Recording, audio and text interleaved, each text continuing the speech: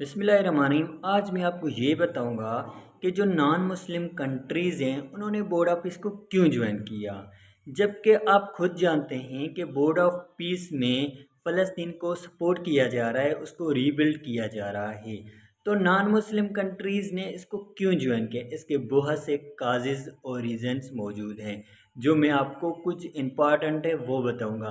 पहले पहले आ जाता है इन्फ्लुएंस एंड असेस की वजह से। दूसरा हमारा आ जाता है कि इकोनॉमिक अपॉर्चुनिटीज़ की वजह से। तीसरा हमारा जाता है बाइंग इंश्योरेंस की वजह से। चौथा हमारा जाता है सपोर्ट ऑफ यूएसए। पांचवा हमारा आ जाता है कि स्ट्रेटजिक पोजीशन की वजह से।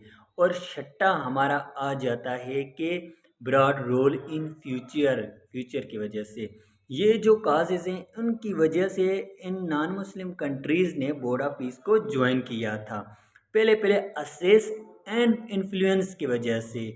इसका मतलब ये है कि सच एज जैसे कंट्रीज हंगरी हो गया, अर्जेंटीना हो गया, वो चाहते थे कि जो वाइट हाउस में बड़े बड़े डिसीजन होते हैं या मीटिंग्स होते हैं उसको हम क्या करेंगे, ज्वाइन करेंगे।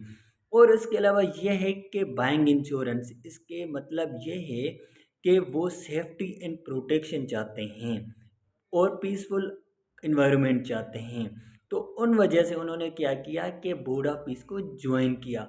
उसके अलावा इकोनॉमिक अपॉर्चुनिटीज़ का मतलब ये है कि बोर्ड ऑफ पीस में लिखा गया है कि हम गज़ा को रीबिल्ड करेंगे, जो भी उसमें तबाही डिस्ट्रक्शंस आई है उसको हम फिर से क्या करेंगे, उसको बनाएंगे, रीबिल्ड करेंगे। तो और बिजनेस भी है, वो बोल रहे हैं कि हमारे ताल्लुकात ख़राब ना हो, उस वजह से उन्होंने क्या किया, ज्वाइन किया इकोनॉमिक अपॉर्चुनिटीज़ की वजह से।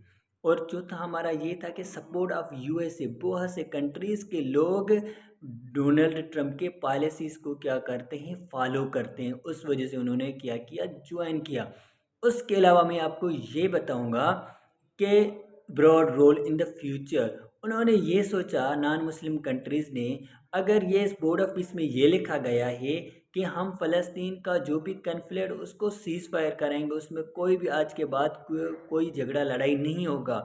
वो सोच रहे थे कि अगर हमारा फ्यूचर में कोई भी झगड़ा या कन्फ्लिक्ट किसी के साथ हो रहा है तो हमारा बोर्ड ऑफ पीस क्या करेगा, हमारी भी हिमायत करेगा, हमें भी क्या करेगा, सपोर्ट करेगा। उसके अलावा यह है कि स्ट्रेटेजिक पोजीशन का मतलब ये है कि ये कंट्रीज़, नॉन मुस्लिम कंट्रीज़ चाहते हैं कि हम यूएसए के सिक्योरिटी के साथ क्या हो जाएंगे, क्लोज हो जाएंगे। इस वजह से हम बोर्ड ऑफ पीस को क्या कर रहे हैं, ज्वाइन कर रहे हैं।